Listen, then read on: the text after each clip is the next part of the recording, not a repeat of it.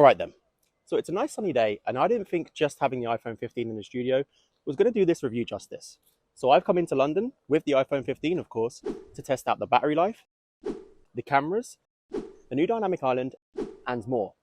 So what are we waiting for? Let's go see some sights. So first of all, let's take a look at the range of options we're getting with the iPhone 15 camera. Firstly, we've got the ultra-wide lens.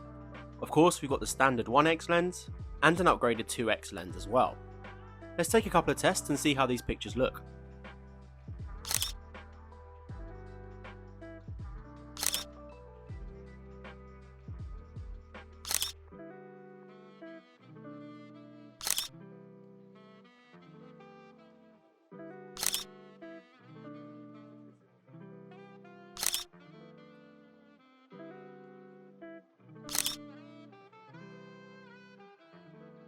And now, let's move on to some video tests. I'm going to start with a couple of 4K videos to show you the top quality that the iPhone 15 can give out, which is 4K at 60fps, but most of these videos I'm going to shoot at 1080p, as that's the iPhone 15's default and what most people will probably shoot at. Of course, the lighting conditions for the iPhone 15 are optimal here. However, I was quite impressed with the amount of detail you're getting out of video. Some of it is comparable to a DSLR.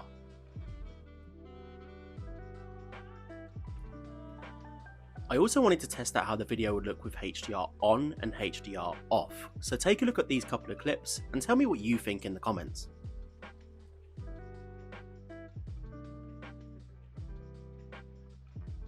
I also wanted to check how the iPhone 15 would handle switching lenses while you were shooting the video, so take a look at that clip here. It seems pretty seamless to me.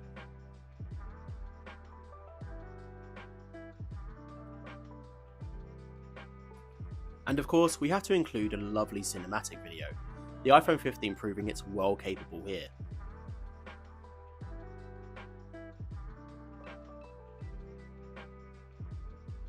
Lastly, I wanted to see how the iPhone 15 would handle shooting into direct sunlight.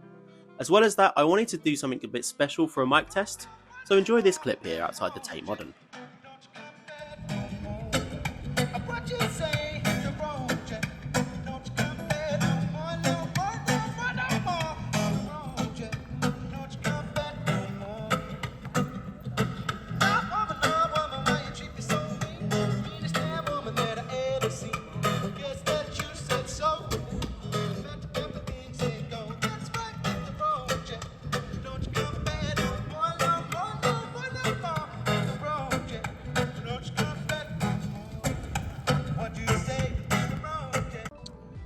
Dynamic Island.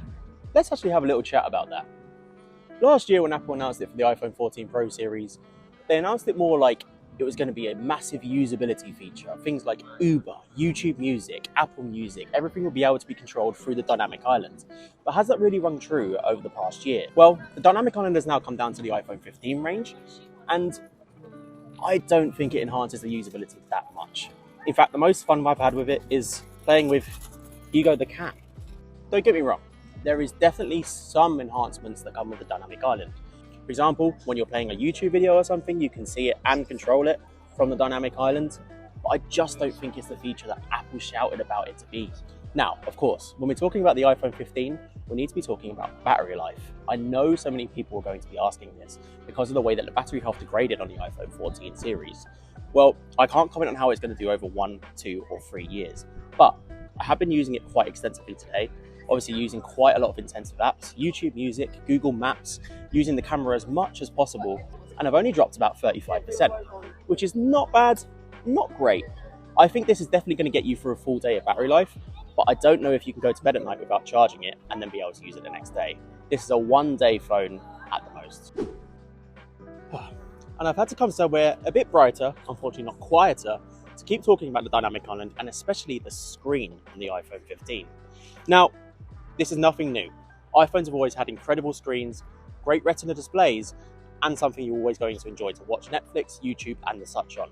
But one of the things I noticed this year is just how flat, flush, and nice it is to use the screen. It feels slightly different this year because there's a bit less of the bezel, there's a bit less of the junk around the display. This feels like just a flat phone to have in your hand, and it feels like it's all screen, besides the Dynamic Island, of course. As well, let's talk about the iPhone 15's speed, which I don't think we need to spend too long on, because obviously this is the latest iPhone, it's got the latest Apple chip, and it's going to be super fast. iPhones don't really get slow over the course of a few years these days, and the iPhone 15 especially, with the benchmarks it's getting, is going to last you for years and years and years.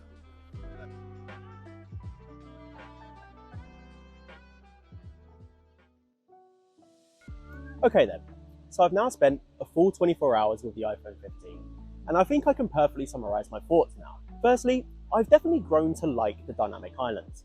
Yesterday I was a bit shocked that there wasn't as many apps as I thought using it as a usability feature. However, I realized over the past 24 hours that there are a lot more nuanced things that you can use, things like the timer, alarms and stuff like that. Plus, something else that I realized is that the dynamic island is no longer exclusive to just the Pro series.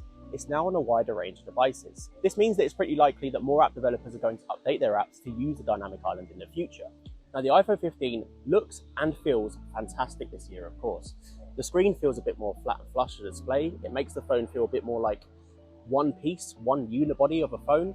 And they've also updated the colors this year, so you've got a few more pastel options compared to the brighter colors of the iPhone 14. But that's just down to your personal preference. So guys, if you are liking the look of the iPhone 15, you can head to Mozillion.com to grab yours now, where you also get a 24-month warranty and every device is rigorously tested before it's sent out to you. Plus, you can sell your current device on there as well, usually at much higher values than you get at normal trade-in. So guys, thank you for watching our iPhone 15 review. If you have any questions, please let us know down in the comments. Otherwise, like and subscribe, and we'll see you soon.